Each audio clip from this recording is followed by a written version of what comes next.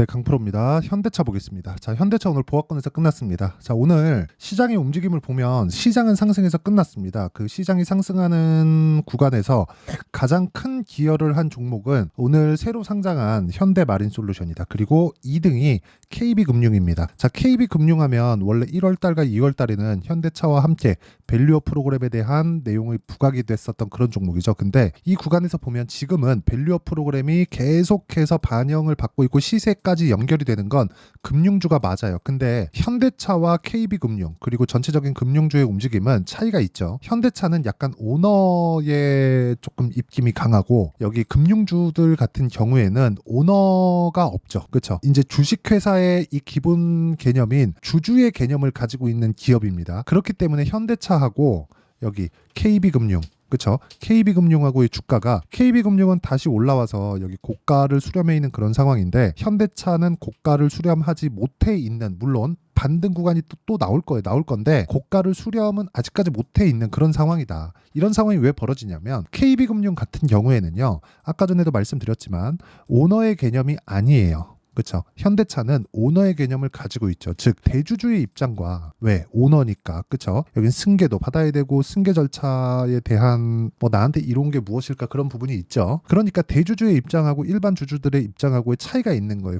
근데 대주주는 곧 회사라고 볼 수 있으니까 그 회사의 이익과 이 주주의 이익이 상반되는 겁니다. 그런데 KB금융 같은 경우에는 그렇지 않죠. 금융 기업 그쵸? 뭐 국민은행을 만든 사람이 뭐 창업주가 나와가지고 내가 뭐 승계할 거야 그게 안 되죠. 그렇기 때문에 우리가 봐야 되는 내용은 KB금융을 포함해서 지금 전체적으로 뭐 밸류업 프로그램이 아주 실망스럽지만 밸류업 프로그램에 대한 내용은 기본적으로 이제 그 전에 그쵸? 이 내용이 나오기 전에 진행됐었던 그 주주 환원을 잘 해왔었던 그런 기업들로만 국한이 되고 밸류업 프로그램에 대한 부분은 이제 끝났다. 하지만 현대차를 봤을 때 그쵸? 밸류업 프로그램으로 인해서 시세가 먼저 조금이라도 더 빨리 나온 것은 맞습니다. 그런데 애초에 강한 움직임을 보였고요.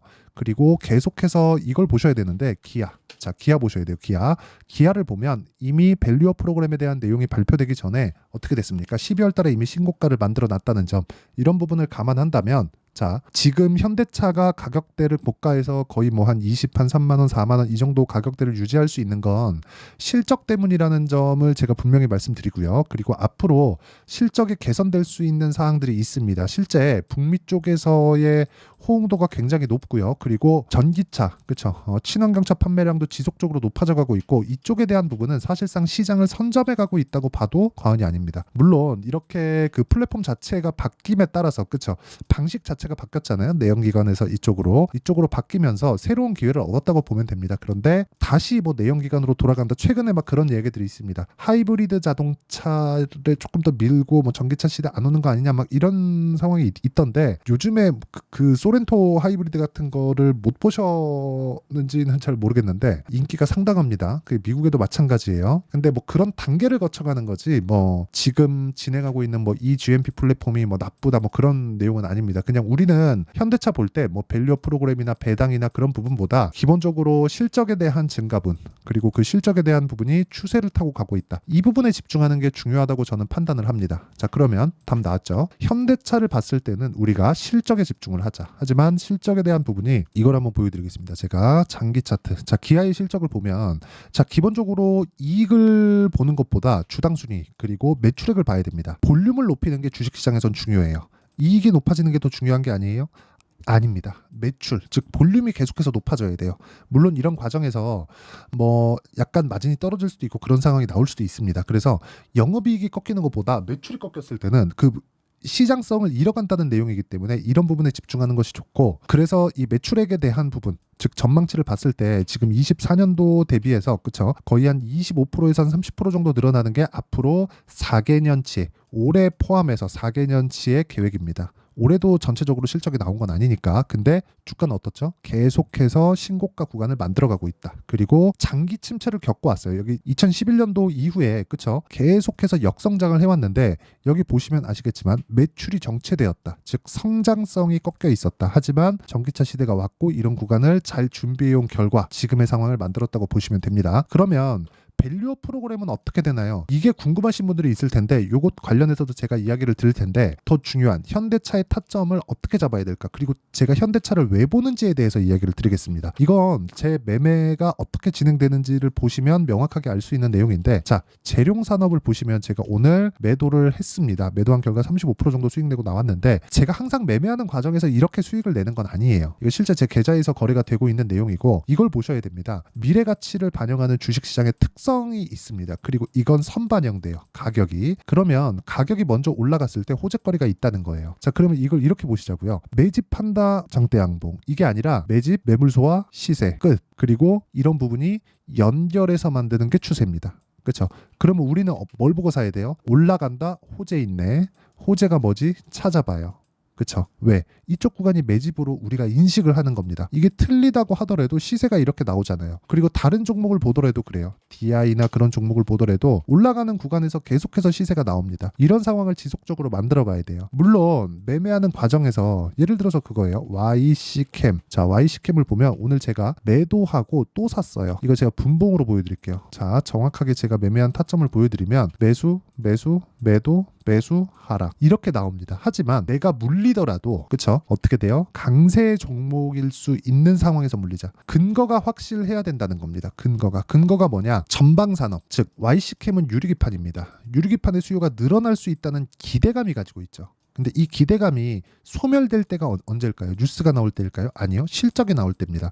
그럼 유리기판이 지금 막 상용화 돼서 납품되고 그러고 있나요? 아니잖아요. 그러니까 주가 올라가는 거예요. 그러면 결과가 딱 나오잖아요. 결과가 뭐예요? 실적이에요. 실적이 나오면 어떻게 돼요? 떨어집니다. 그렇죠? 물론 제가 뭐 실적이 나올 때까지 이거 보유할래요? 그거 아니에요. 단기로 치고 빠질 겁니다. 하지만 내가 매매하는 과정에서 꾸준하게 내가 이어가야 될 부분은 확인하고 매수를 해야 된다는 게 중요합니다. 이런 부분이 그렇죠?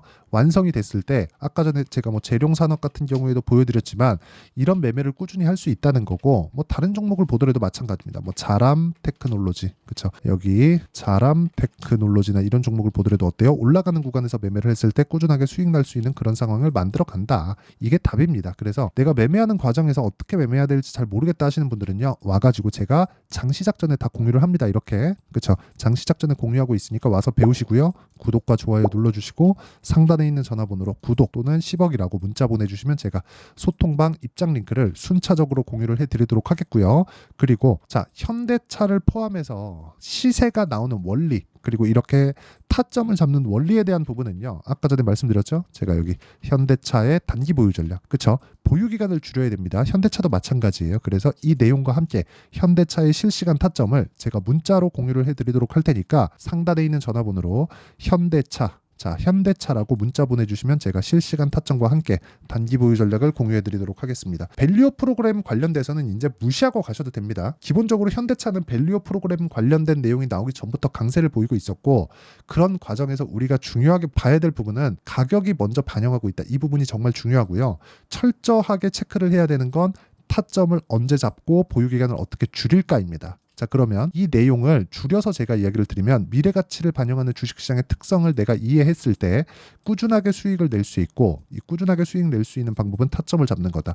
이런 과정에서 손절 있을 수 있습니다. 하지만 손절을 하기 위한 전략조차도 우리가 강한 구간에서 매수했을 때 손절이 나오는 거지 약한 구간에서 매수를 했을 때 내 싸게 잡으려고 약한 구간에서 매수하잖아요. 그러면 손절이 나오는 것 자체도 어렵다. 자, 그래서 이런 부분을 어떻게 이해해서 어떻게 판단해야 내가 꾸준하게 수익을 낼 수 있는지 그리고 어느 정도 성과가 나오는지를 제가 다 이해를 시켜드리도록 할 테니까 영상 끝까지 시청하시고요. 모든 분들이 성공 투자하셨으면 참 좋겠습니다. 자, 24년도가 돼도 여전히 시장은 녹록지 못합니다. 이런 상황이 벌어지는 건 어쩔 수 없습니다. 이런 상황에서도 수익이 나는 종목들의 구조는 변하지 않습니다. 즉 대시세 종목에 대한 구조는 변하지 않는다는 거고 실제 제가 소통방에서 지속적으로 이야기를 드리고 있는 내용도 대시세 종목이나 시장 주도주를 공략하는 건 철저하게 가격 분석을 하라고 이야기를 드리고 가격 분석 이후에는 이슈에 대한 파악 그리고 이슈를 파악하고 나서는 다시 내가 얼마에 매수할지 그 타점에 대한 부분을 지속적으로 언급을 하고 있습니다.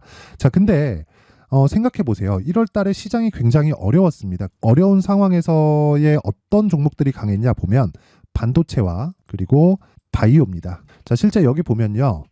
HLB에 제가 실제 매매한 내용을 띄워놓고 보여드리고 있는데 1월 22일부터 매매를 시작해서 4일 동안 31%의 수익 마감이 됐고요. 그리고 여전히 신고가 종목입니다. 자, 그리고 그 다음 어보브 반도체, 이름을 보시다시피 반도체 종목이죠. 그리고 AI 반도체는 지속적으로 강세를 보이고 있습니다. 이 종목도 신고가를 먼저 달성한 이후에 제가 21%의 단기간에 21%의 큰 수익을 내고 마감이 됐습니다. 다시 재공략을 준비하고 있고 이런 부분은 소통방에서 다 공유를 해드립니다. 자, 그리고 그 다음 코세스. 자, 코세스 같은 종목도 당연히 그쵸, 신고가 종목이고요. 그리고 반도체 종목입니다. 이 종목도 영업일 기준에서 이틀 동안 대략 한 15%의 수익 마감이 됐습니다.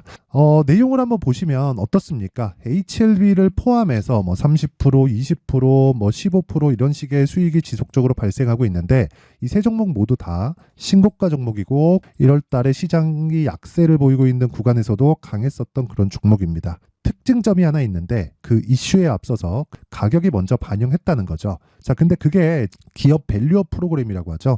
그 종목들도 마찬가지입니다. 오늘은 그 부분에 대해서 이야기를 드릴 텐데 그렇게 제가 가격을 먼저 보고 이슈에 대해서 파악하는 이유는 결과적으로는 큰 시세를 먹기 위한 사전 준비 작업입니다. 실제로 큰 시세를 먹기 위해서 사전 준비 작업을 했을 때 여기 레인보우 로보틱스 127% 그리고 ISC 98% 그리고 한미반도체 97%의 큰 수익을 내는 상황을 만들 수 있습니다. 어떤 식으로 소통방에서 진행됐는지 그쵸, 그 상황을 제가 이야기를 드린 건데 이런 상황도요 당연히 신고가를 공략했을 때 가능한 겁니다. 자, 그러면 이번에도 마찬가지입니다. 그쵸, 정부 주도의 코리아 디스카운트 해소 방안이 2월 달에 발표를 하고요. 그리고 2월 달에 발표된 내용을 토대로 주가가 움직이는 게 아니라 이미 움직인 내용이 있죠. 실제 이 내용은 크게 중요한 게 아니라는 겁니다.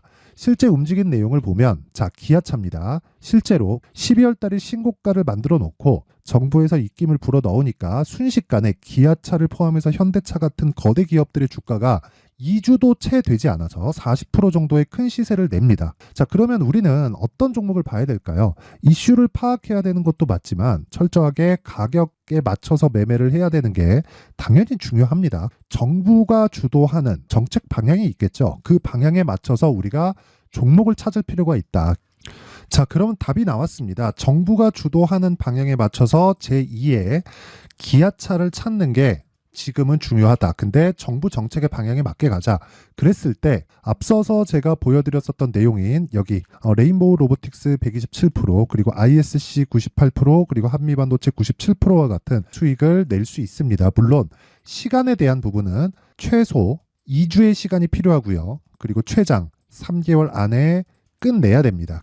자, 기아차의 시세를 보셨던 것과 같이 2월 달에 정부 정책의 방향이 결정되고요. 바로 3월 달이면 시행입니다. 자, 그러면 우리는 거기에 맞춰서 당연히 종목을 찾아야 되고 제가 제2의 기아차를 찾아놨습니다. 제가 아까 전에 소통방에서 이야기를 드렸었던 내용 다 공개를 해드렸는데 그 내용처럼 종목만 받고 싶다 하시는 분들은요. 상단에 있는 제 전화번호로 대시세, 자, 대시세라고 문자를 보내주시면 정부 정책의 방향에 맞는 종목을 모든 분들에게 무료로 공개를 해드리도록 하겠습니다. 자, 제가 원하는 건 채널 성장이 목적입니다. 자, 그래서 구독과 좋아요 꼭 좀 부탁드리고요. 모든 분들이 정부 정책에 맞는 방향으로 매매를 이어가서 큰 수익 보셨으면 좋겠습니다.